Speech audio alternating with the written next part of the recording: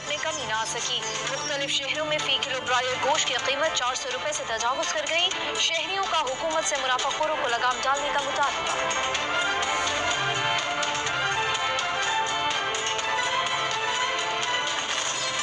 जेहलम के शहरी भी मुर्गी के गोश्त की कीमतों में मुसलसल इजाफे से परेशान हैं।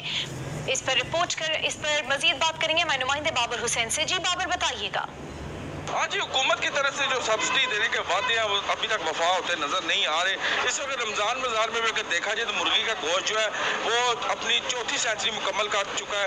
कई जगह पे मुर्गी का गोश्त जो है 400 रुपये किलो से तजावज़ कर चुका है, वो बिक रहा है। और यहाँ पे रमजान बाजार में भी अगर देखा जाए तो मुर्गी के गोश्त की कीमत इंतहाई ज़्यादा है।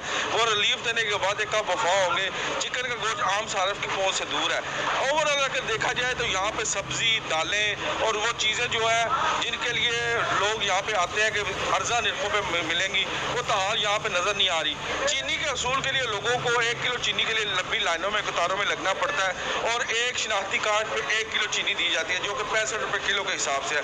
ओवरऑल अगर देखा जाए तो यहाँ पे चिकन की कीमतें इंतहाई ज़्यादा हो चुकी हैं और उसके साथ सब्जियों की कीमतें भी इंतहाई ज़्यादा है।